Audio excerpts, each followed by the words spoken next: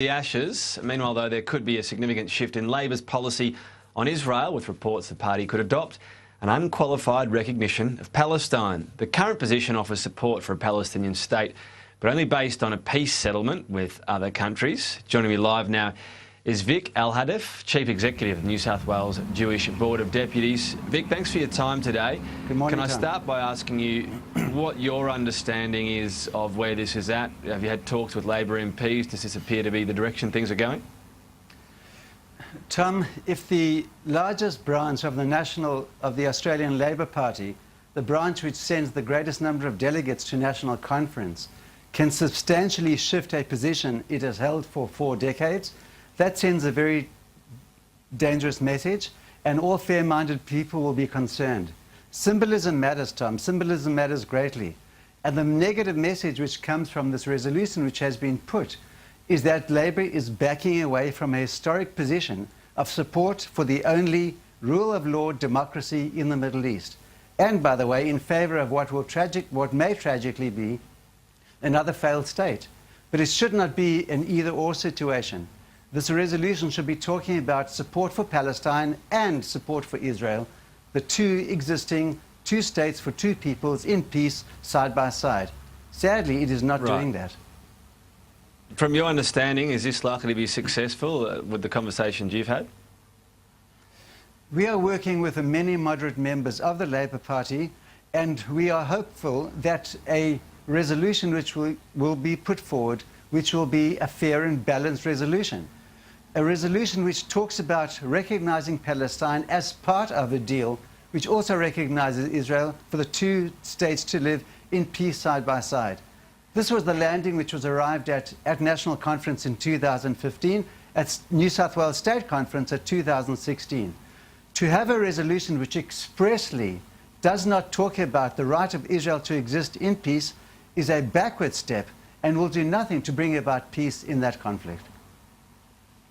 Just on what's been happening, though, and part of the backdrop for this, why it's being considered for those, you've got a recent law passed that allows the Israeli government to retroactively expropriate privately owned Palestinian land. This seems to be a case of the 2 parties not really being at the negotiation table at the moment. Those on the other side say if Palestine's backed without that qualifier, maybe there would be more negotiation. Tom, settlements are very often put forward as the major obstacle to peace. There are many issues which need to be negotiated. Settlements, water, border, refugees, the status of Jerusalem, all these are on the table to be negotiated. The fundamental issue is, what we need is recognition of Israel's right to exist in peace, and as part of this package, recognition of the future state of Palestine. 2 states for 2 peoples. It's complex, but yet it's simple. That is what has been on the table before. That is what has been put forward by multiple Israeli governments over the years. And that is what we would very much like to see as part of this major resolution put forward at the New South Wales Labor Conference in 3 weeks' time. Vic, why is the Labor Party going down this path? What are they telling you privately? Because a lot of this is actually about politics, isn't it? It's about marginal seats that some MPs believe that they need to adopt a more aggressive show of support for Palestine to secure votes in some electorates? Sam, that comment has been made by a number of commentators, and that's for others to speak to, and that's for Labor Party people to speak to as to why this motion is being pursued. However, there are many, many moderate voices in the Labor Party, in the union movement, who we are talking to and with whom we are working. And we are very hopeful that a sensible and moderate landing will be arrived at. What we are looking for is surely the ultimate reasonable solution. Recognize Palestine as part of a deal which recognizes Israel too. It should not be binary, it should not be either or. It should be a 2 states for 2 peoples solution. That is what has been in the past. That is what multiple Israeli prime ministers and governments have put on the table. And for Labor to back away from that would be a tragic and retrograde step. But is this about principle or is it about politics? I mean, is it not the case that there are electorates with high Muslim populations in some parts of Sydney that would support the Labor Party over the Liberal Party if they shifted gears on this policy? Those opinions have certainly been put forward by others.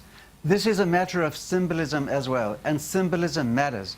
And the symbolism here is that Labor, which has held a 4-decade-long historic position of support for Israel's right to exist, should not be backing away now in favour of supporting Palestine's right to exist. We support... But why are they backing away? Why are they backing away? I mean, what have they told you privately about the reasons why they're making this change?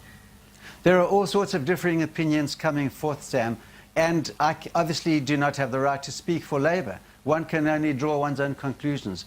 What we are very clear about, however, is that Labor should not be backing away from a 4-decade-long historic position of support for Israel's right to exist, and this should coexist in peace alongside the state of Palestine.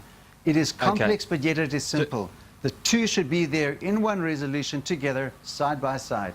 And that is the only way to achieve peace. Sorry, we're just about out of time, Vic, but I'm going to ask you about achieving peace. Just finally, what do you make of Donald Trump's plan, sending Jared Kushner there to the Middle East? Is he qualified to do this?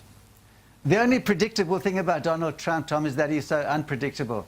If Donald Trump can pull off what he calls the ultimate deal, I'll be all for it. All right, we'll see how it goes. Vic Alhadeff from the New South Wales Jewish Board, thank you for your time today. Always a pleasure, Tom. Thank you.